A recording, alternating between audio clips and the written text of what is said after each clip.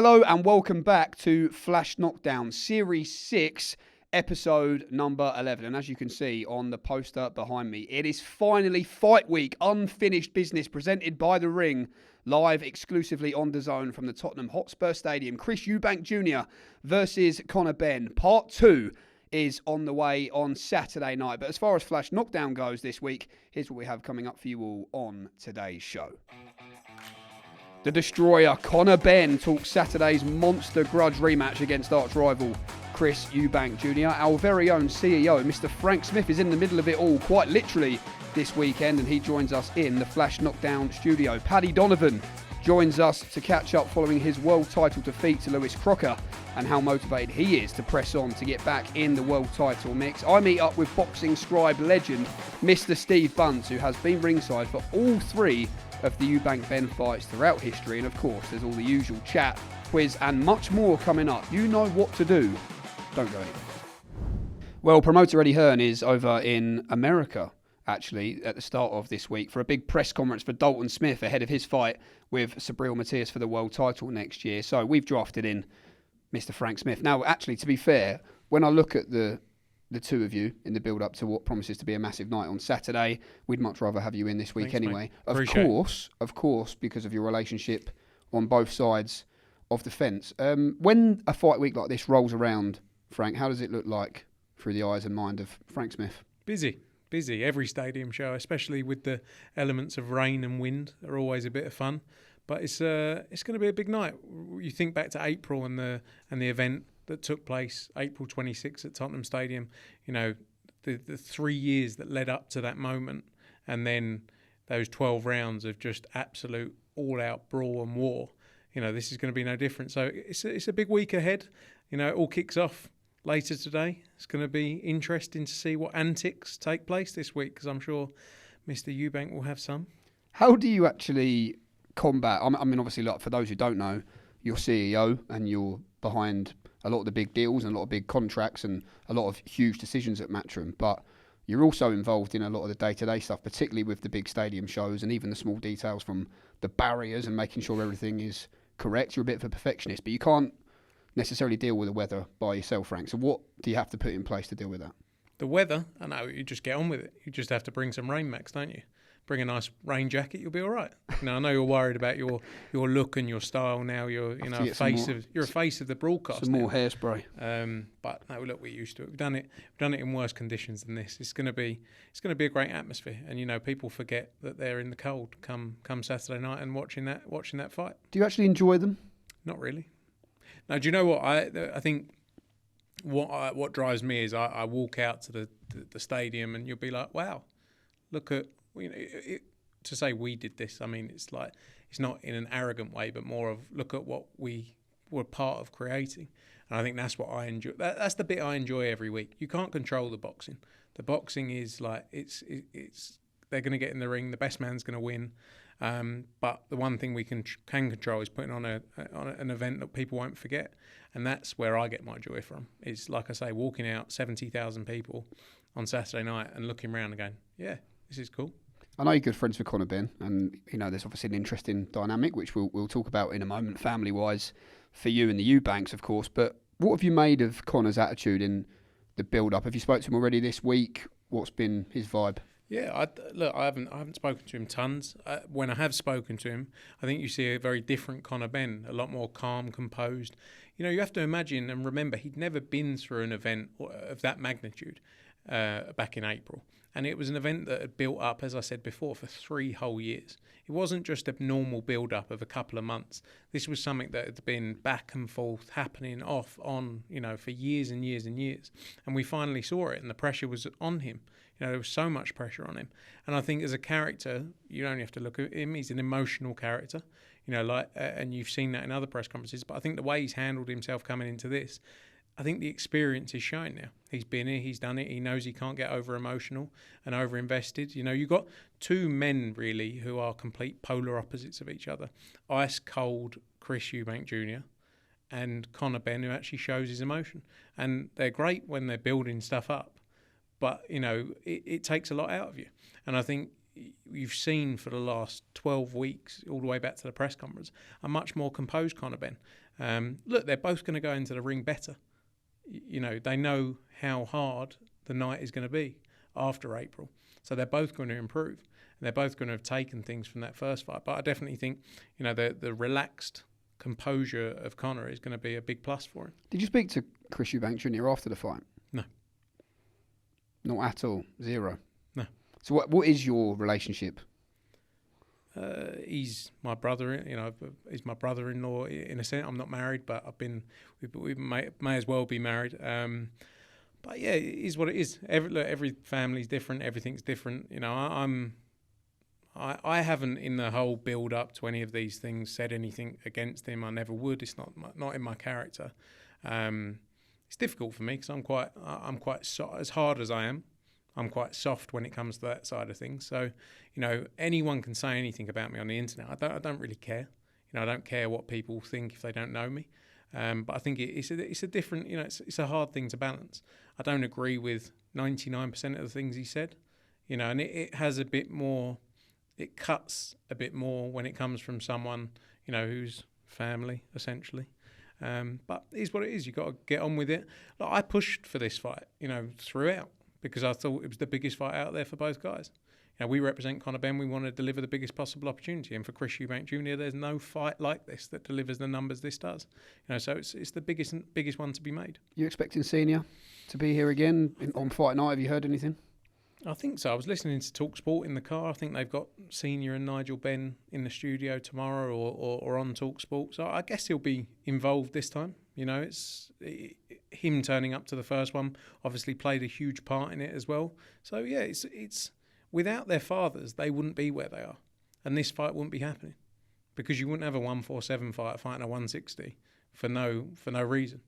You know, this is all about their fathers, but what they have gone on to do and what they probably, as most people in their positions, won't get the credit for, and as much as Chris doesn't like me, I will always give him credit for certain elements. They've both gone and delivered in that fight, you know, and they showed really why they deserve to be where they were, because when you deliver entertainment like that, that's what it's all about, you know. So for me, I think they deserve a huge amount of credit as fighters. As much as we say they wouldn't, and I say that they wouldn't be here without their fathers, they deserve huge credit because they've gone in there and they've delivered. When you look at the roadmap, I know at Matchroom yourself and Eddie are very keen on looking at the path, and that's how you tend to communicate with fighters, and that's a big selling point as well, and what gets fighters excited. Win or lose, what do you see next for Conor Benn after Saturday? Look, again, I go back to when you test yourself and you go into real fights and you put everything on the line, people will watch you again and again and again. You know, Conor stepping up in weight divisions, it's against the odds are against him. You know, Chris is the much bigger man. They both got positives, negatives that play into it. But I think, you know, Conor is obviously fully set on winning this fight, getting his revenge this time round. But he's got every opportunity to go back and win world titles at 147, 154 maybe if he wants to as well. You know, the fights are there, because when you draw like Conor Benn does, you get the opportunities. You know, and he can go into any of those big fights, as he's been saying. He'll be fully focused on Saturday night and what he has to do in there. He won't be thinking about winning, losing. Sorry, won't be thinking about losing. All he'll be thinking about is winning. That's all that will be on his mind. But, you know, when you look at his career at 28 years old, I think he is, 29 years old, and you look at British boxers and where British boxing is, and you look at the stars, you know, you look outside of AJ and Fury coming towards the end of their careers. Obviously, Fury currently retired. I'd say Conor is the biggest name there, with Chris as well at a stage where he's also, you know, he's 36. He's not going to be going on much longer.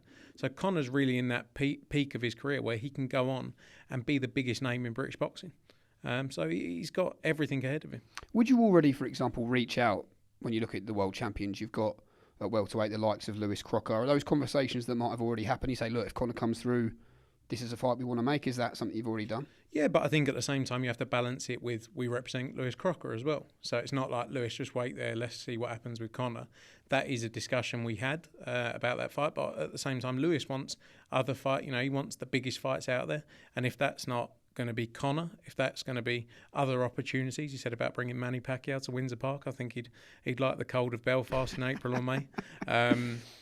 You know, so we have to do that, but we're always talking about what's next. That's our job to do. Obviously, for fighters, they're focused on what they've got ahead of them. Our job is to be looking in the future as to what can be made.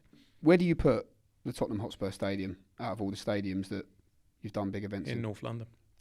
Nice, geographically anyway. I love Tottenham, as in I'm not a Tottenham fan, but the stadium, and I push hard for the both events to be at Tottenham. I think it's one of the most, especially in Europe, probably one of the best stadiums in Europe. You know, there's obviously the new Bernabeu. I think my football knowledge isn't huge. There's the Camp Nou, or the Nou Camp, or whatever they call it now. But Tottenham Stadium. I can't believe you didn't get the match of the day gig, to be honest. I know. With that kind of knowledge, you would think actually maybe they'll call me after this. Maybe. You never know. But yeah, Tottenham's unbelievable. What makes it easy to put? Not easy is probably the wrong word, but why is it? If it was easy, we wouldn't be here, would we? Exactly. Everyone would be doing it if it was easy. But why is it a venue that makes sense for these big shows? Because it was built with the thought of events. Look, football stadiums predominantly are there for football, of course, and rightly so. But Tottenham, with everything they did, it was always about other events, whether that be concerts, sporting events. You know, they do something like 40 events outside of football a year. You know, so that for me was always the focus. Our job is to deliver a great experience for the fans, and that's what Tottenham Stadium gives people. As producer Scott Hamilton will know, you know, he frequents the bars in there once every other weekend. What would be your advice, Frank? Look, when you look at the way your life is, you've been at Matchroom since you were 14, I think now, in terms of work-life balance, what would be your advice to people? If you want to get to the top, how do you make it work, and what are the sacrifices that you have to be willing to make? I don't think it exists, I have to be honest. I don't think work-life balance really exists if you're challenging yourself to keep going. I think also everyone's view of success is very different. Success doesn't just mean you work really hard, you make a load of money. Success can be anything, you know. For me, what drives me forward is, as I say, walking out and looking around and going, wow, look at what we did this weekend. Or looking out and going, wow, this isn't good enough. You know, things need to improve. And we get that feeling every week we do a show. We get to have that feeling as to, was it good enough? Could it be improved? Or was it a great night and I want to do it again next weekend? But yeah, I don't think there's such a thing as work-life balance. If you want to climb to the top of whatever you're in, I think you have to literally be 100% dedicated in whatever it is to that. And something has to give on the other side in order to do that. And like, I've done it with family, you know, like you can't, I'm away at Christmas Day this year. The next 7 weeks, I'm away every day bar 2, you know, and I'll come back on the 28th of December and everything will be back to normal, hopefully. But yeah, you have to literally give yourself to it. And then life changes as well. Like my life in a few years, hopefully I'll go, do you know what? That was great. But now I'm going to go and chill out on a beach and make coffees and sell sandals. I do honestly get the feeling from even just spending time in the office that you will go from the most extreme to the other when you do decide to walk away from boxing. Yeah, 100%. Boxing is an amazing business. Has given me an amazing lot. I've done things you could never experience in life that boxing has given me. Since the age of 14, I've flown around the world. I've met some amazing people, you know, and done things that you think, wow, can you believe we did that? Bought a G-Wagon. Yeah, did that. Got a lift to Starbucks in it once. Yeah. Pretty cool. Yeah, sold it, ran out of money. But I think for me, your life changes. Like I think I got another 5 or 6 years in boxing. I would have done 25 years of hard work, right? And when I say hard work, this isn't me moaning. Like it's literally 24/7. Like phone is not off, on it non-stop. If I don't respond in 10 minutes, there's and I don't want to do that forever. I will literally go from being the most, you know, a very hard-working person to go and, you know, chill on a beach somewhere. Maybe not forever, but just have a bit of time away from the madness. And boxing's as a business, is the worst business in the world. The people, there's some great people, but a lot of people you wouldn't want to spend your weekends with. You wouldn't want to spend time with. And I think if you spend too long in boxing, you become bitter. And I'm not a bitter person, so I want to escape before I do that. Are you content with what you've achieved yet?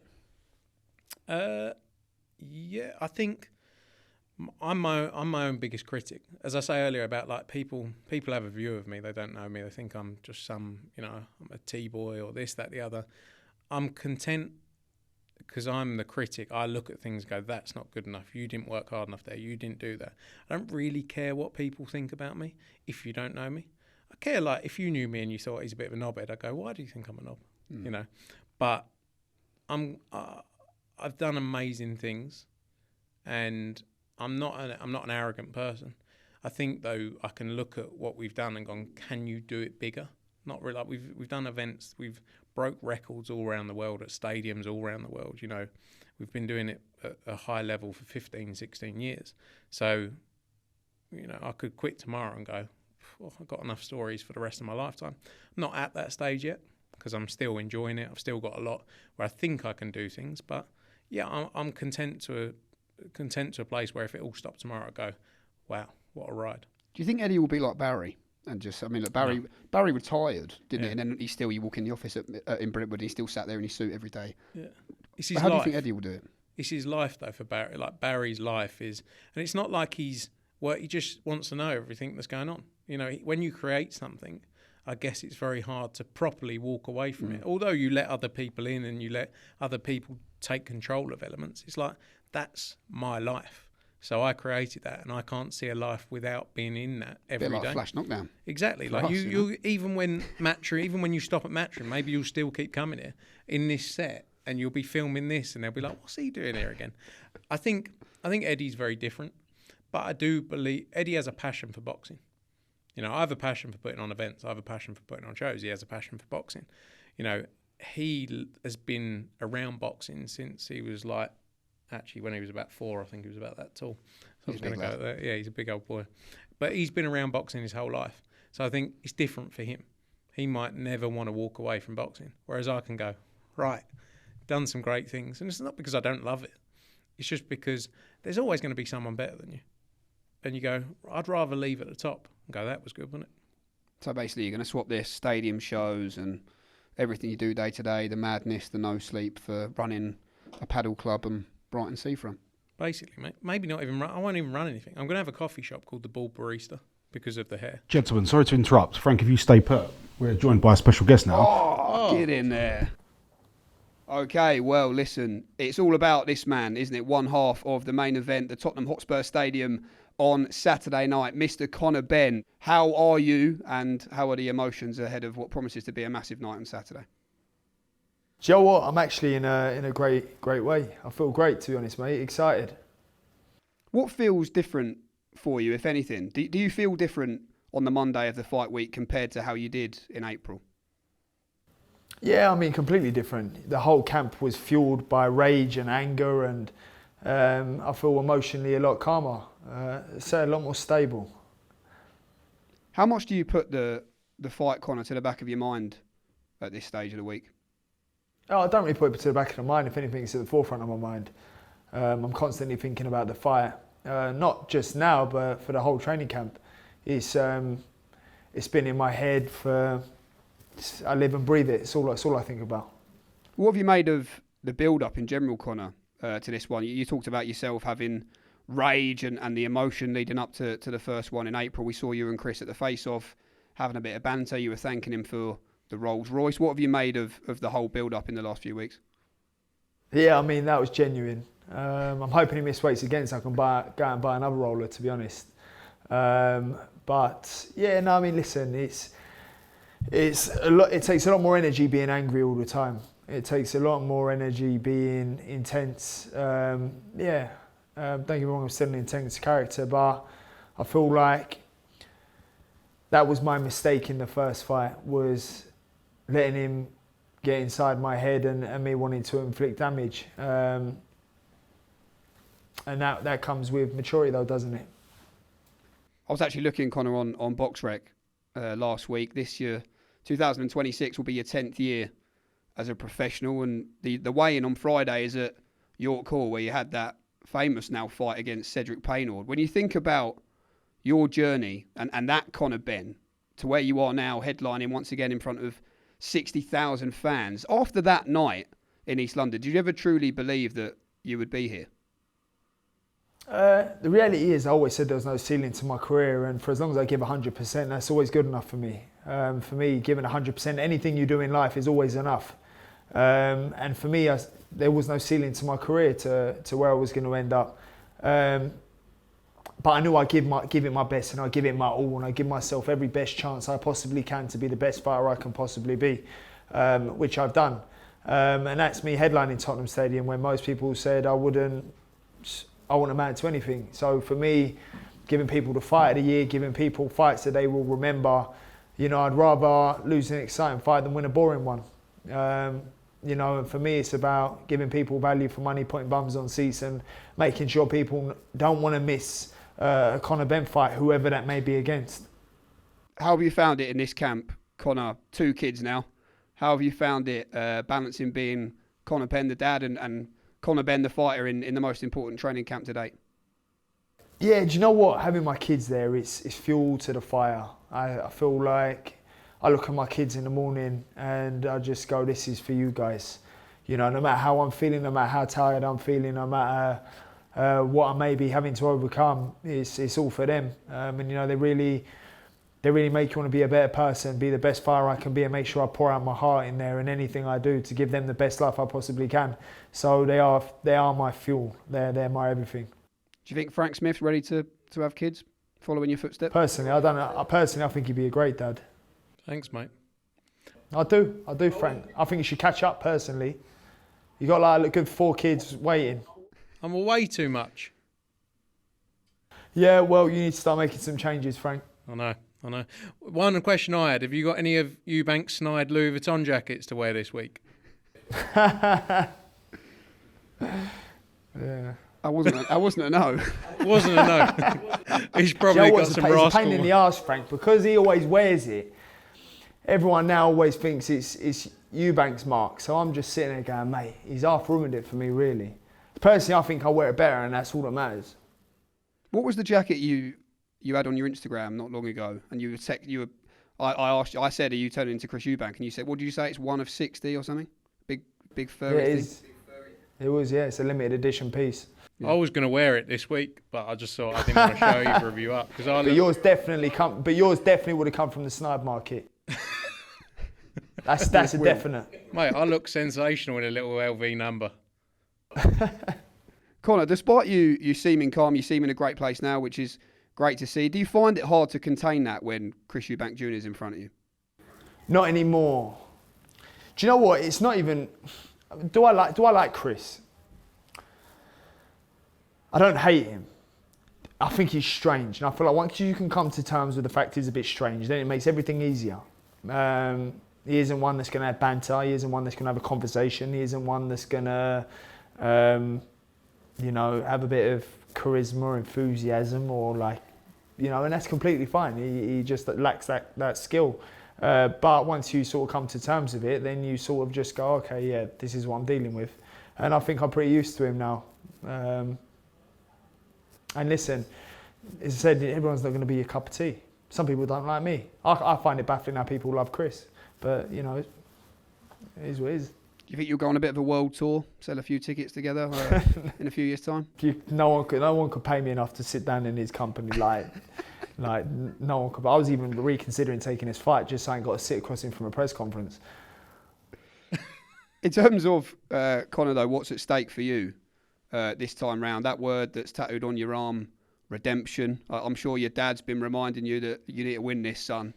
What are you thinking in terms of that thirst for revenge and how strong it burns within you this week? Do you know what? Listen, I'm here to give the fans one hell of a fight.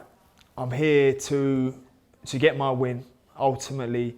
But my main goal is to get out there and do myself proud, which is stay disciplined and stay working on what I need to work on. For me, that's what's important, is going in there and doing what I should be doing. Rather than going in there and lacking discipline and letting my emotions override the work and graft I should be putting in. But ultimately, this is my last fight up at 160. I hope everyone enjoys this as my last fight up at middleweight.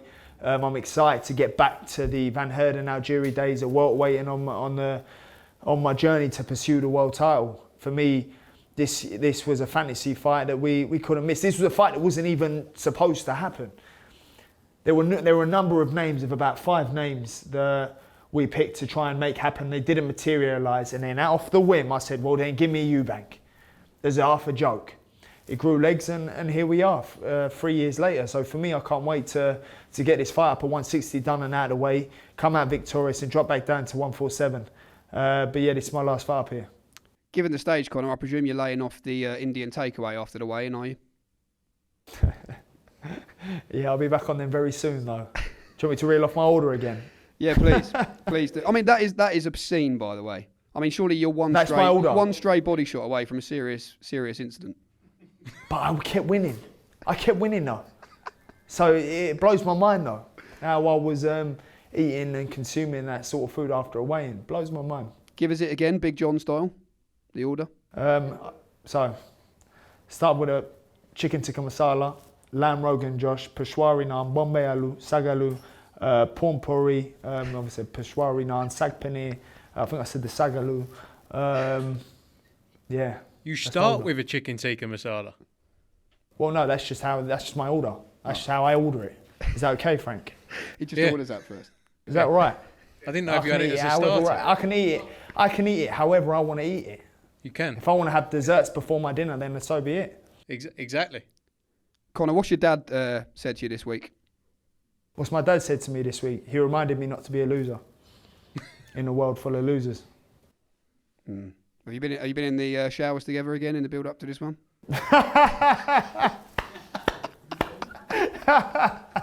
Mate, when he started saying that was so funny. That was so funny. I just sat there thinking, come on, I'm actually quite surprised no one made a meme out of that.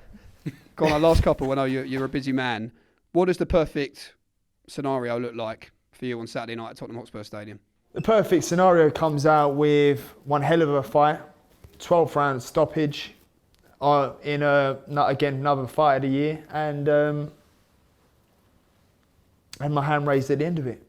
Well, we actually got interrupted there, Frank, by Mr. Conor Benn. He seems good, though. Seems in good spirits, and good to know that he's not having an Indian after the weigh-in, which is probably sensible. I mean, who knows? Maybe the Indian is good for him. Who knows? That's mental, isn't it, by the way? It's the first I've heard of it, especially when he says a chicken tikka masala as a starter. It's a bit out there, really. Yeah, he's the best that I've seen him in a long time. Just in the way he is approaching everything, because as I said earlier, he is an emotional character, which has its benefits, but obviously, as he says there, like hating someone or the anger has its downfalls and takes up a lot of energy. And I think he realises going into this one, take all of that out of it, go in there and do what he needs to do. Little prediction? Boxing's going to be the winner. The best. No, look. I'm already not at home for Christmas anyway, so you won't get me in even more trouble. Get me chucked out for New Year's as well. Look, it's going to be a great fight. I've said it time and time again. My opinion is irrelevant. They're going to get in the ring. They're going to give us a great night of action. They both deserve a lot of credit. You'd have to be. You'd have to have missed everything before to sort of understand the view that the Eubank team have of me.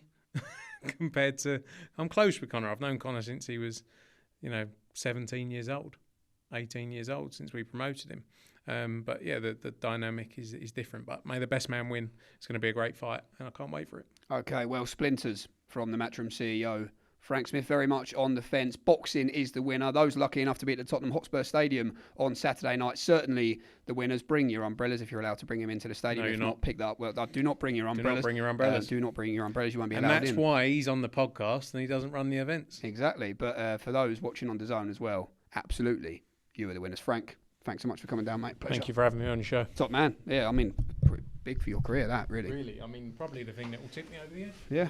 You probably could retire now. Well, listen, when you talk about dedication to the cause, how about this? Paddy Donovan has stopped off in a restaurant somewhere on his way down to Dublin, I believe, to jump on with us here this afternoon on the Flash Knockdown podcast. Paddy, I've got to say, first of all, you're looking well. It's great to see you looking well. Great to see you smiling. The obvious natural question is, how are you, sir? Yeah, I'm good. Stopped off in a restaurant to get this interview done. Actually forgot completely about it, but yeah, it's good to get it done. It's good to see you all again, and it's great to be back. I'm good, feeling fantastic, and I'm ready to get back into the mix of things. I remember you said to me, Paddy, we spent quite a bit of time with each other in the build-up to the rematch with Lewis Crocker, and you said after the first fight, your family was so important in bringing you back and getting the mojo back. I just wonder how the process was for you after the rematch when you got home this time in comparison. I'm getting used to it, Jamie. Yeah, look, it's great to be back with family after every big fight, training camps, etc., and things like that. I'm away a long time away from the family. It's great to be back around them. And yeah, we obviously had a newborn when I was in camp for the last one, William. So it's great to spend some time with him. Spend some time with Ellie and the girls, and yeah, fantastic downtime. And as I said, it's time now to regroup and get back to where I belong. How did the pain of this one, Paddy, compare to the first fight? It's the same thing, really, Jamie. I honestly think I won the second fight again. I'd rather lose the second fight more clearly. I think I'd rather lose from the fight more clearly. That way I could ease up and the thoughts that's in my head. But the way I think the last two fights is gone, and the way I think I should have, I thought I did enough. I thought everybody thought anyone that knew boxing thought I should be world champion right now. So it's difficult. I'm so close to being world champion, having 16 fights, 16 wins, looking so good. Being the man to beat at the welterweight division. Now I'm in a position where 14 wins from 16, and on the verge of needing wins more than anything, really. So it's a different. It feels completely different than the position I was in a couple of fights back. But look, I'm here. I gotta be strong. Gotta be very confident in the next fight and get the job done. How surprised were you, Paddy, by the game plan of Lewis Crocker? Not really surprised. I thought, not really surprised in a way that Lewis has changed up his boxing a lot. Obviously, he went in the back foot. He played defensive. I just grew in confidence. I thought Howard Foster made a mistake in round 3, given the knockdown. I think eventually it cost me the fight. That was a big playing part in the fight, and then it was in my head again. Round 3, round 4, round 5, thinking, is the ref going to be a big playing factor in this world title fight for me? So Lewis landed a great shot, which was probably over the two fights. I think it was the only good round he had in the fight in the two contests, which was round 5 where he scored a good knockdown. But I thought I got back up, and I thought I won all the rounds convincingly.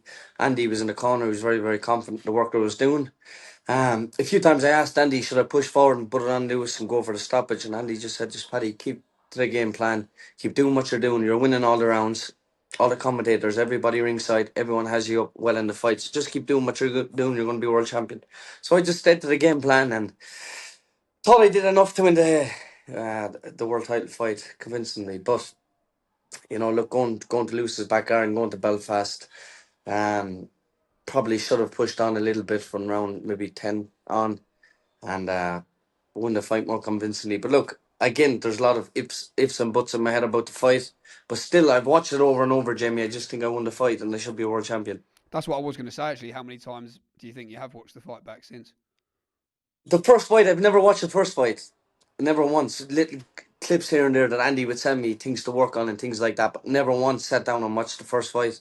I didn't like the way, even though I performed really well in the first fight, like compared to, like I won all the rounds against Lewis in the first fight. I didn't like the style of the way I fought. I thought the second fight was nice and clean. Got to see the work that I was doing. I was a lot more clearer than the first one. So when I sat down and watched the second one, I must have watched it 6 or 7 times, or even more. And I just every single time I thought I won the fight. I know when you look back to it now, Paddy, look, you're a winner, you're a fighter, you want to win, Yeah. and you believe you should have been world champion that night. But for Irish boxing, it was a momentous occasion. It was a special night, an incredible atmosphere that you were a massive part of. What do you think you've learned from the whole experience and taken from that rematch? I feel like, look, it's obviously great to be a part of historical nights in Irish boxing, to bring massive nights back to Irish boxing for the rest of eternity. My name will be put up there. But still, to be part of these big nights, you always want to win. You know, when you're in a world title fight, there's only one thing in your mind, is to be a world champion. Hopefully we get the job done against Liam Paro, and we can run the third one with Lewis back here in Ireland again. Well, there you go then. You took the words out of my mouth. Straight back into another big fight it seems, and I Yeah. can only assume that you're on your way back down to Dublin to begin some sort of training camp. Yeah, it's time to get down to brass tacks. Look, we have a great challenge, and Liam Paro is a fantastic fighter. It's a fighter that I'm very, very confident that I'm going to win. And yeah, I'm just ready for that challenge. But look, to be honest with you, it's a big fight. I want to get the job done. But the most important thing is for me to get back in the ring for the third time with Lewis Crocker. What do you know about Liam Paro as a challenge? Yep. I've actually watched all his fights, most of his fights. He's a good fighter. He hasn't got as much strength as me. He's busy. He's active. I think he's very, very game. He's a game fighter. He doesn't lie down easily. Um, Look, but when he gets caught with shots, he intends to show them big time in fights. So look, he's a former world champion. I can't take anything away from that. But he's up against a real challenge this time. Probably the best opponent he's ever faced. Do you not mind going on the road though? Is there part of Not, that not that sounds really. If attractive? listen, Jamie, I've got to look at it this way. I should be realistically, I should be 16-0, and there's no good crying over spilt milk. That's how I feel. I still have that same confidence that I'm still the same fighter. Nothing is broken. I'm still very, very confident in my work. Realistically, going to Belfast, getting the decisions against Lewis Crocker was extremely hard. I felt like I was battling a lot of things going to his home ground. I don't mind going to Australia as long as I get a fair shake. If I get a fair shake, I'd go anywhere and fight anybody. You know, if Liam Paris to beat me fair and square in Australia, if it's to be in Australia, I'll shake his hand and wish him the best. I hope him and Lewis has a fantastic fight. But obviously, it's in the back of my mind going to his home playing field, going to Australia, thinking will the decision go against me. That's the only thing that beats me up. I don't think Liam Paro can beat me over 12 rounds, and we're going to see that when the fight happens. But I don't think he's going to beat me.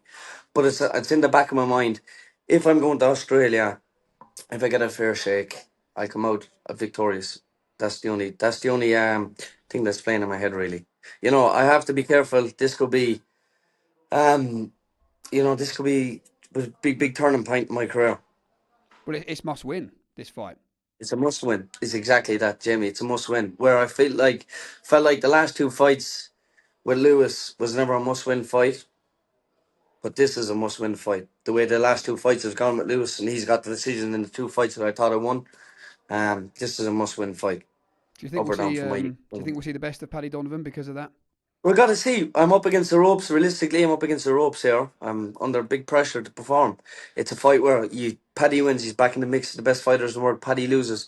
Where does Paddy go? We don't know. But look, this is a fight where if I turn up, which I believe I will, you're going to see the best of me. And it's not if I turn up. It's a has to. Have you spoke to Lewis Crocker, Paddy, since the fight? Do you have any sort of communication with him out of respect for No, not someone after really. sharing the ring twice? No. Look, I've seen some of his interviews and things like that, and you know, at the end of the day, Jamie, he's where I want to be. He has my title. I feel like he has my world title, and I don't hold no bitterness against anybody. I wish him all the best. I hope he enjoys the success of being a world champion right now. He is the world champion, but I feel like um he has his limelight. I think it's my turn now to come back and take the title back. I deserve that at least.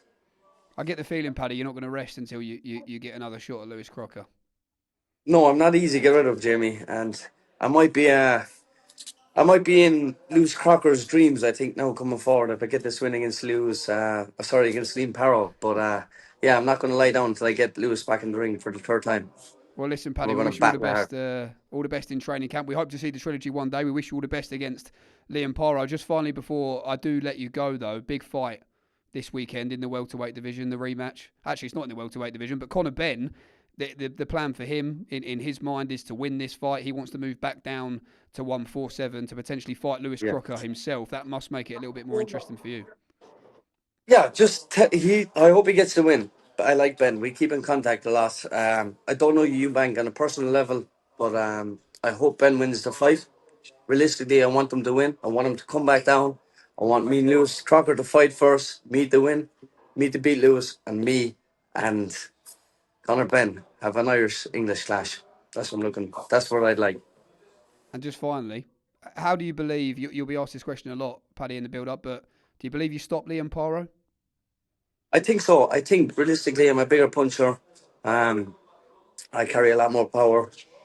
We'll see, but I think I could stop him. It's possible.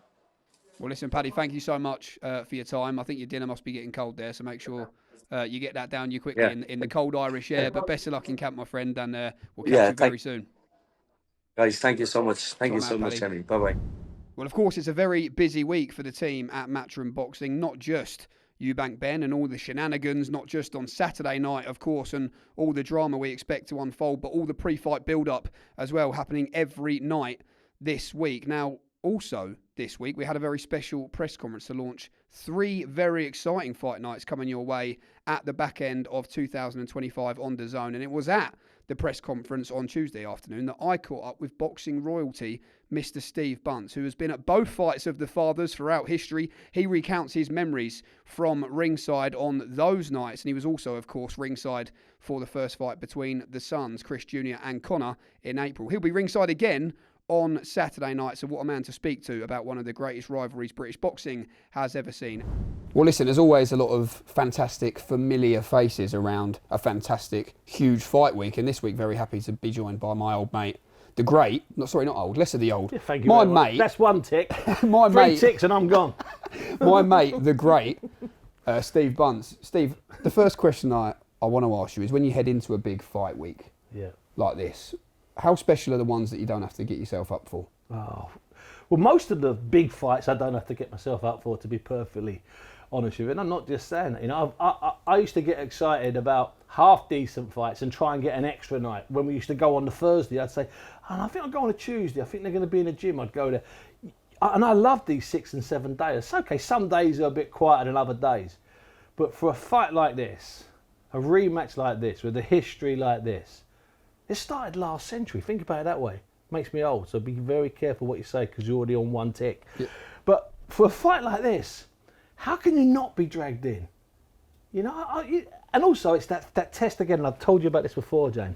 It's a simple test. You're on a tube, you're in a taxi, you're walking out of a restaurant, or you're walking into a restaurant, or you're in a supermarket, and someone comes up to you and they tap you on the shoulder. They don't say, hello, Bunce, how you doing? They don't say anything. They say, simple, who's going to win? Yeah. And you know what they're talking about. You know it's not Echo Esserman. You know it's not Echo Esserman Catterall. You know it's not Benavides and Yard in 10 days, 15 days time. You know it's the fight you're focused on because that's what they're focused on. I want you to take yourself back here, Buncey, to years ago. Thank you, darling.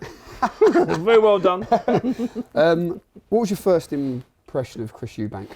Well, I was writing for Boxing News at the time and a couple of other national newspapers when Eubank came over and he relocated from America where he had his fights in Atlantic City, and he was with one promoter, then he was here, and then he started to work a lot with Barry Hearn. Some of those early shows that he had in places like Basildon, I think it's called Basildon Festival Hall. Now, listen, I love Essex, but Basildon Festival Hall is ripping the proverbial out of it, if you don't mind me saying so. And I remember him boxing there, and I don't even think he was top of the bill and being booed, but loving it and working out the pantomime. And I got to see, and this is not me over-egging it, Jamie, this is the absolute truth. I've told you this off air. I got to see him change from a middleweight prospect who trained really hard, who was just called Chris Eubanks. He had an S on originally, obviously, like the rest of his family. He dropped the S. And he started to just build parts of his persona. You don't get a Harley Davidson overnight. You don't get a Big Mac truck overnight. You don't get the monocle and the jodhpurs overnight. You don't get the affected voice overnight. But he was starting to work on it. I swear to you, in that Matchroom gym, the one in Romford, which was a sweat pit, it was a real sweat pit. I watched this kid over about an 18-month period leading up to the signing for the first fight with Ben. I think they were signed in about September of 1990. For about 18 months, I watched him change. He just went from being another middleweight in the gym, and he started to just get a few affectations.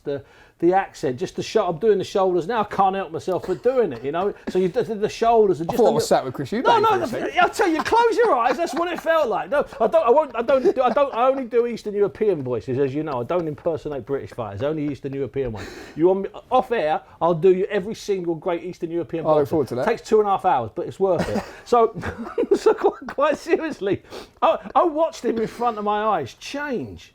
I watched him become this character until almost the fight before, when he has the knockout, the day after the contract signed, sometime in September. By then he's got the full thing, he's got the full works, he's got the garb, he's jumping, he's got his fists together, he's got the accent, he's choosing his words carefully. he became it. And of course, once he beats Nigel in that first fight, roll on the rest of the lunacy. Do you remember when you first met Nigel Benn? First met Nigel Benn. Oh, why can't you just ask me about modern boxers so it doesn't seem like I'm 60 That's plus why years that's of why age? we've got you on, Steve, because you've been there and you've done it. I'll tell you when I first met Nigel Benn. It was, I think, 1985 or 86. I was working for the Evening Standard. This is the London paper then. It used to cover the divisional championships, North East London, North West London, South East and South West. I used to cover all 4 of those events. You'd get this much in the paper. Literally, you'd get 70 words. You'd get 48 quid for it or 63 quid for it because you got paid by the word. And I remember interviewing Nigel, and the year before he'd been in the army. And what I remember most, and I remind him of this, and I've still got the little cut in, is he stood to attention at ringside. He'd just beaten Rod Douglas, who the year before had beaten him. So it was a real rivalry fight. And he stood to attention at ringside as I talked to him, yeah. I want to take yourself back, not as far as we just went. You're not going to ask about Jack Johnson? No, don't worry about that. Easy. Rocky Marciano, actually. I wanted to. Sunday, the 18th of November, 1990. I mean, the anniversary is 35 years coming up next week. Yeah. What do you remember about that night in Birmingham? Well, I always say, and I wrote in one of my books, that I think it was the night that British boxing went from being black and white, smoky rings, small events for big fights, 3-rope rings, to colour. Richard Steele was suddenly the referee. That was ridiculous. The Border Control didn't even recognise the WBO at the time. They sanctioned it, but they didn't recognise them. It was an event that changed the way British boxing is. It moved us into the 21st century, if you like. It gave us colour, if you like. I mean, and it really did. And from that point, we've never looked back. So everything we have now, all of the razzmatazz and the 6-day weeks and the 70,000 relentlessly, that we didn't have in the 70s, 80s, and even half of the 90s, we didn't really have it. Those guys gave it to us. It was a little bit slow coming, but they invented it. And I mean invented it. And I always, in fact, I was doing some radio last night, and I told a story, because I'm good at telling stories, as you know, son. And it's really true. At ringside was Bob Geldof, okay, with a pair of cowboy boots on and sunglasses. If that's not moving from the 70s and the 80s, I don't know what is. That's the perfect definition of this fight meant something. Bob Geldof was there, shades on, sunglasses on. I think you could pull that off. Oh, no. He didn't have the scarf on, though, did he? No, I tell you the problem with cowboy boots, they cost a fortune because you can't buy snide ones. You can't buy bad ones, can you? You've got to buy proper ones. Like if you're in Texas for a fight or Mexico for a fight, you go and look at a pair, you have a translation. It's like $900, but you have them for life. You know, I don't need a pair of boots for life. I need a pair of boots to get me through the winter. You know what I'm saying? So I look a bit swish when I do a bit of TV. How did the atmosphere and the impact that you think it had in British boxing compare a few years later in 1993 at Old Trafford? Well, they were similar in the sense that the atmosphere in 1990, that's another thing. I know I'll joke about Bob Geldof ringside, but the atmosphere was different, James. I'd been at big fights. I'd been at all the fights involving British fighters for 7, 8, 9, 10 years, since about 82, 83, professionally, and before that I'd been as a fan. So I'd been in so-called really big atmospheres with really big fighters. But there was something different about 1990 at the NEC. It was a different feel. It was a totally different feel. It was aggressive. It was vicious. It was violent. It was full of noise. It was totally different. Then once we come to the Theatre of Dreams, 1993, for the rematch, and 42,000 there, which is always amazing when you think how could there be 20,000, 30,000 empty seats? But there was, because a different time. That atmosphere that night was a continuation, and we take it for granted now. We've walked out of the O2. In the last 10, 12 years, we've walked out 60, 70 times at the O2 or the MEN or the Co-op, not to mention 70,000 seats. We take that for granted. I am telling you, that wasn't boxing until 1990. That wasn't boxing until Eubank and Benn launched us into this modern era. And they catapulted us into this modern era. Could you have ever imagined, Steve, that the boys would fight? No, never, no. And I'm going back even 3 and 4 years. I was lost thinking about it, and I thought Chris Eubank, he'd had so many hard fights already by the time he was 32, 33, and I thought he was going that way to super middleweights, and Conor was a big welterweight, but then there was also talk that really he could have maybe done light welter or super lightweight, whatever you want to call it. So until it started to roll, I guess probably I mean, you might have been in the business then working with Matchroom, so you might have heard it earlier. But I thought early 2022, this looks like this could happen. And of course, it was announced in the July for the cancel fight in the October. But I didn't see it until it was announced. No, I did, even as what we now know happens all the time, freak fights, fake fights, hybrid fights, whatever you want to call them. I still didn't see it until I heard about it for certain, which would have been early 2022. Well, of course, we don't see it in October 2022. We see it in April 2025. Yes. When you got to Tottenham Hotspur Stadium, I'm not sure where you were in the stadium when that picture came on the screen of Dad. Chris Eubank Sr. getting out the back of the car and Junior walks around, and that's the picture of the year by a long way. One of the best of British boxing, right? Picture of a lifetime. Where does it rank in that moment? That moment, where does that sit? It's a top 5 moment period, and that includes Aztec 143,000 for Chavez, and Bruno finally beating McCall, and Ben McClellan, whatever. It's absolutely there. I think it was 9:31. I mean, you guys might tell me differently. And I just looked at it and I was stunned. And I know all the cynics were telling me beforehand he's definitely going to be there, but I'd interviewed Chris Sr., who's a decently close friend of mine, 2 weeks earlier, 17 days earlier, when he was walking a mile with Michael Watson. And I interviewed him outside Buckingham Palace, and because there were some mobile chairs and the police didn't move us on. So we sat in front of Buckingham Palace, and I did this interview with him and also with Michael. And I asked Chris, once I'd finished with Michael, will you be at the fight? And he said, no, I don't speak to my son. You know, we have massive disagreements and it's a disgrace. It shouldn't happen. The event's a carnival. And, you know, it was really strong.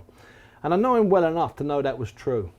And then I spoke to Chris Eubank Jr. on the Tuesday of the week of the fight. And he said to me, sort of broke me up a little bit. He said, all the son wants to do is please their father. I said, of course I want him there, Steve. Of course I want my dad there. And I truly believe on that Tuesday night that he didn't know his father was coming on the Saturday. And my understanding is it all started to roll about the Thursday, and by the Friday it was established and certain people had to work out the logistics. Staggering, stunning moment. But you know what's really cool? Think about it. So I know we're under pressure for time. You've watched that clip of the dad getting out the car and the two embracing, and you've heard the roar. You know, I was ringside. I was a row behind the DAZN comms team. So I'm 10 foot from the ring, so I can just watch it on the screen. We all turned around ringside and we were all going, oh! Trying to little But, you know, then there was another clip to the Benns in their dressing room. Watching. They're watching. Now, I'll say this now, and I'll be really careful. I don't want this to come out bad. I think they looked at that, and I think the pair of them went, bollocks. Because they knew that was going to give big mental victory on the night. Bingo. Now, they're never going to admit that. They both said it was great to see him there. Conor's been brilliant on that father-son relationship, and how lovely it is that they're back, that Chris and Chris are back together again. But when I've not studied their body language because it was behind the heads of the shot. You know the shot I mean, don't you? Pure WWE. By the way. You can't invent this stuff. So they're standing there because they know he's going to come at that point. And I swear to you, I don't know if I see their shoulders drop or if it's just me imagining it. They go, oh, bollocks. Do you think that's because Conor is so close with his dad and he knows the impact that would have given Chris on the night? It's as simple as that. It's a father-son thing. And one day, son, when you start to shave, you may end up with a child. And in 30 years' time, you say, I know what Buncey was talking about when I interviewed him that day in Stratford. I've got it now. I understand. Oh, call me son Steve, I reckon. Thank you. PH, please. Steve's my stage name. Do you reckon, Buncey? Thank you, Do you reckon? That's your real stage name, Buncey. Round 13 on Saturday night? You know what? I think that's what we all want and expect. And they're just talking to the two boxers earlier this week. They're both kind of talking about that. But I don't think it makes sense for either of them to give us round 13 as the first round once the first bell sounds. Now, whether the emotions, the heart, the intensity, the history overcomes sense, and they actually do give us round 13, we'll find out within about 3 or 4 seconds. Because we knew it within 3 or 4 seconds of the first fight, before either had landed a punch, you could sense the intensity from that ring. You've been ringside enough, James. You know, there's a good excitement, there's a good feeling. That was different, wasn't it? It was like, what's going on here? It's like an electricity. It's special, yeah. Oh, it's different. So we'll know straight away. So now my gut feeling is no, I don't think it will be round 13. Okay. Don't ask me any other questions. I'm not going to ask you to predict. I'm not going to ask you to predict because I know we don't do that where we sit in this side of the game. But one thing I will just ask you in closing, announced this week that Chris Eubank Jr. is going to become a father to twin boys. Twins. Connor's got a son, young Eli, at home. Is it the end of the rivalry? Connor tells me it is yesterday on the stage of the Grand Rivals. He told me, Conor, he said, no, Bunce, this is it, man. This is it. So no matter what happens, it's all over for the families. And he said, I've had too long of it. Chris Eubank then says almost the same thing, like they were reading from the same script. Bunce, it's been too many years. I just, all I've had all my life is Ben. And Eubank saying, all I've had all my life is Ben. All I've had all my life is Eddie Eubank. No, they want to get out of each other's hair.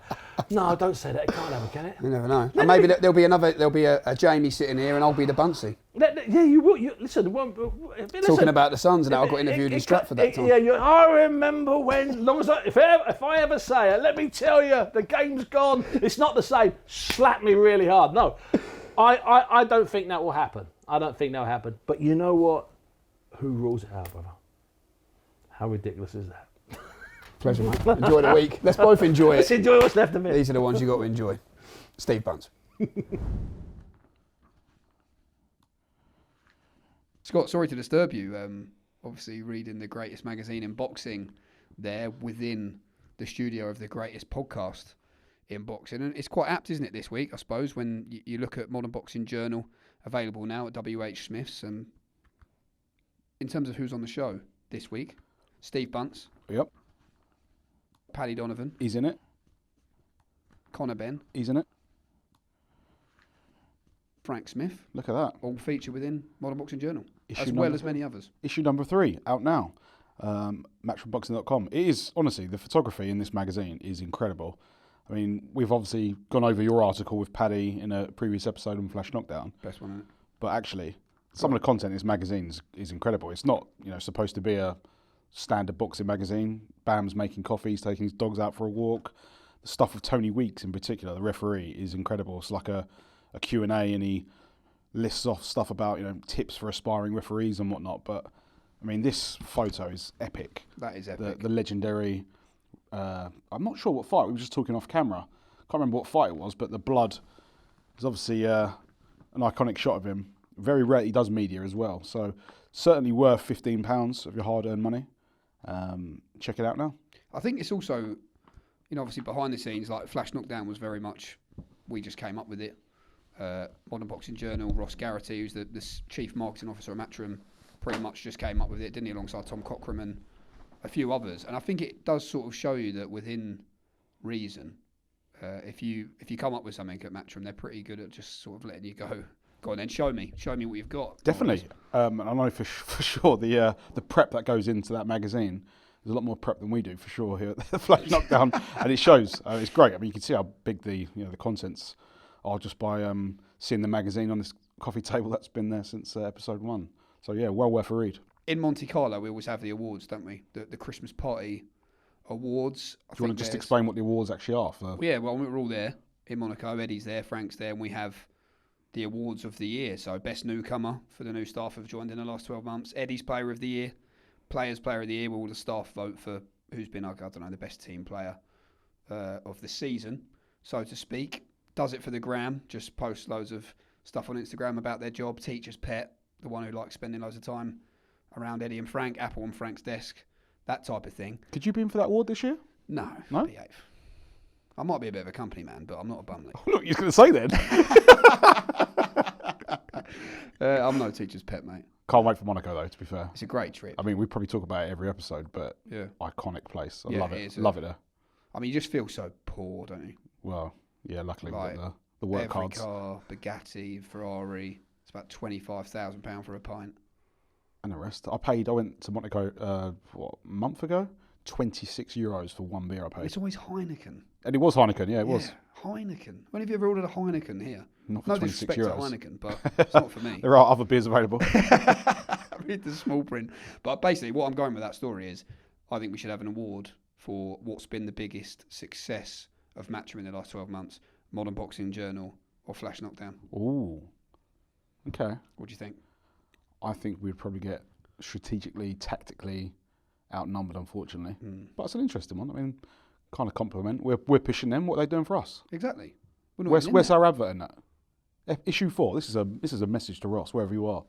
We want Flash Knockdown in this. Yeah, that's a joke, actually. We want to be interviewed. Let's take it off the table now. I've had enough. Yeah. But obviously, we have to just talk about this week. I mean, it's rolled around quite quickly. I think it doesn't feel like too long ago, does it? We were ringside for the first fight in April, and I think I said it in the intro to the opening press conference for the rematch, but it had everything, didn't it? I mean, the fight delivered all expectations. Conor and Chris talk about, like, not just maybe being like their fathers in the literal ways and how they are and their mannerisms, you know, their temper, their temperament, but in terms of their father's spirit as fighters, oh my Lord, did they do them proud and come firmly out the shadow that night for 36 minutes. It was incredible, wasn't it? Yeah. On the flip side, I guess I can see why people are maybe not against this rematch, but saying, could it have simmered a little bit longer? I know Chris is obviously, 35, 36, because it was so good. The first one was so good. How do you top that? But financially, obviously the rewards are going to be huge for both guys. And, you know, I guess for a moment in time, this might not happen in 2 years. So I can see why it's happening, but I can also see the flip argument just to sort of go against it. Well, I think the fight can deliver. I think the fight can be as good. I think the fight can be better. I think, you know, there could be a stoppage on either side through the 12 rounds, I believe, on Saturday night. But I think in terms of the cinema, the pantomime, the theatre of Eubanks Sr. getting out of the car, no, that won't be beaten. Because it can't be. How can that be beaten? That was, you know, the ring walks, Nigel and Conor walking out to Dangerous, Simply the Best. Honestly, when that came on, even though that's a bit of a Rangers tune, when Simply the Best came on and Senior and Junior walking out that tunnel, you could see the pride in your face? Not necessarily my face. I loved it, I must admit, but in Junior's face, walking out that tunnel with his dad, that was so special. That honestly, that moment when he came on the screen, when he first arrived, and the crowd went, wow, that was iconic. I actually feel like that is one of them things I'll look back on and be like, oh, I can't believe I was there. I was there, yeah. You know, I think when people are reeling off like best moments in British boxing history, top 10, I'd be surprised if that doesn't feature that moment. And Adam Smith carries it as well. That's very true. The perfect narration of such an iconic moment. I've always been a big fan of his vocal ranges. He can really go through the gears for them, the big moments, and that was certainly one. It's perfect. He's done a few over the years. And also, that's now a meme, isn't it? You see Adam's voice across other videos that people stitch together. So. Yeah, like, when your mate goes for a tactical chunder and makes it back into the club. That was a bit like the wedding yesterday. I won't name any names, but the Matchroom wedding. But it was good fun. Yeah, well, I was sober at the Matchroom wedding, so, sort of. Fairly right, to be fair. Yeah, what time did you wrap up? I left at 8 p.m. I was in bed by 12:30, so the glory days have been out till 2, 3, 4 are long gone, mate. I've changed. I think we all have. So boring now. Got priorities, mate. Yeah, but actually, we must say that, actually. Massive congratulations to Josh Wright and now Rosie Wright as well. Bit of a tongue twister, that. Rosie Wright, yeah. Rosie Wright. But yeah, it was a lovely day, actually. It's nice to spend time with colleagues away from work in the nicest possible way. Obviously, we're usually head down on fight weeks or in the office, so to kind of park it, just have a bit of a laugh with them was good fun. Well, work chat was banned, wasn't it? It was, yeah. I think in the WhatsApp group as well, if anyone mentioned work, automatically kicked out. So I only got 57 strikes. He was on final warning, yeah. But that was a lovely day, but obviously just sets up in true Matchroom fashion, it's never a quiet week, but I guess these are the ones you live for, really. Yeah, well, like you said a minute ago, you know, playing back in your mind the Eubank coming out of the car moment, something else will happen, which will have a significant lasting memory, I'm sure, this week, because how can it not? The legacy of both fighters, the name, it's going to be immense. I'd love Senior to be at the press conference. I don't know if he will. I'd love it. And also, would that then potentially dilute the fight day? No, because I don't think he'll do much on fight day, will he? Don't know. I mean, he's not going to do loads of... Just his presence is enough, though. Yeah, but I think I'd love to hear him at the top table on Thursday. Yeah. I Him wonder and Nigel, I would just love to see that, you know. Well, as Conor said, they might have a roll around. But yeah. Who would you fancy? It's about time Nigel got one back, isn't it? So it's big for Conor, you know, when you think about that. You know, he'll know that. He knows that. That's the old classic, isn't it? How can you walk down the street now and you've lost to a Eubank twice? So it's a lot of pressure. But look, he I'm not just saying it, he looks in a very good spot from what we've seen the last, week or so, and on the call earlier on as well. Eubank did the first fight, maybe had a few miles to the clock. Don't know. It was brutal for both of them. Took a bit out of both of them. I think Eubanks take this very seriously. Don't be fooled by the the camaraderie, bringing Bomac back in. This means an awful lot to Chris Eubank Jr. Just can't wait. Bring your brolly. What are you doing on fight night? Do you know? Reporting. So in-ring interviews. Do you know what? At the first fight, I only did the main event. So I got to the venue at 2:00, and I didn't do any work until 10:30, pretty much. So I was just sat there because normally when you get in, you do before the bell, or you do a few of the undercard, just loosens you up a bit once you've. So you're doing all that this time around? Well, I'm doing what I did last time, but I don't know whether they want to do interviews for the undercard again. Got you. They didn't last time. It's only 5 fights, so they might maybe. drag it out. But I think that's why they didn't, because they went a lot of the fight. I think they all went long. All the fights went the distance on the undercard and the main event, didn't they? I can't remember now. Yeah. CBS. McKenna Smith, Fidel Riley against Chev Clark, Lyndon Arthur against Anthony Yard, and CBS. CBS Glanton. Yeah, all went long. That'd have been a good bet, actually. Yeah, and of course Eubank Ben. So, just meant by the time I got in the ring, I was just like, I've not even said a word yet. I think the ring walks are scheduled for about 9:30. Should be earlier because they missed the opening curfew. bell. Obviously, the interview didn't go out into the stadium last time, did it? Yeah. So 9:45 opening bell. I think ring walks 9:30. So Yeah. quite a nice time. I think you're getting past 10:00. People just knackered, boozed up in the stadium. I think that's the problem. It's a long old day, isn't it? But like you say, curfew, stadium, outdoor. I suppose there is local objections and timings they need to hit. So. Well, I said in the build-up to the first one, I have no doubts that April 26th, 2025 will be remembered as an I was there moment. We were right. It definitely was. And I do honestly think that the only two who can take Fight of the Year off Chris and Conor is Chris and Conor. Yeah? UK Fight of the Year. I don't. It can't be as good for me. It can't. How can you top that, honestly? Unless they both go down and... Well, yeah, of course it can be better. But I just can't see it. But you never know. You never know. Talking of I was there moments, 7 years ago today, where was you? I think it was 7. Or was it 8? 7 years ago. 7 years, yeah. 2018. Yeah. November 2018. Manchester Arena. Usyk Bellew. How quick has that gone? How quick has that gone? I was a runner. Was you? Yeah. For who? DAZN or Matchroom? Okay. I remember that night brilliantly, actually. Ross Garrity, our CMO who we were just talking about, asked me he texted me saying, can you get some, are you around to get some Dominoes? Just before the main event. And I ignored him. And I had my working pass on, and I went ringside. Well, not ringside, but I went on the floor and crouched down in front of where the floor seats meet the stand like that and watched the fight.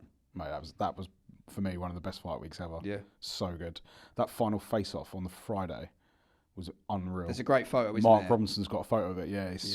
Mark actually got it printed and both of the fighters signed it for me. That's probably my favourite photo. We'll bring it up on screen, actually. Probably my favourite photo that he's done, actually. The atmosphere was incredible that night. Mental. And you think Tony was boxing really well. He was, yeah. Was it around 7 and 8 it started to... Drained, I think. And that. I think he says that himself. Yeah. Like the footwork, just the constant, what's he going to do here? Just mentally just took it out of him. Yeah, I remember he had a hat on because he'd shaved his head, do you remember? Yes. He had a woolly hat on in the ring, and Usyk was taking... He obviously felt, Tony, that Usyk was taking an age to ring walk. And do you remember he went over to the ropes and he's banging on the ropes, waiting for him. That was a crazy night. That was one of the nights where I was like, I'd love to one day be involved in something like this. And here you are. Got your own podcast. No idea how.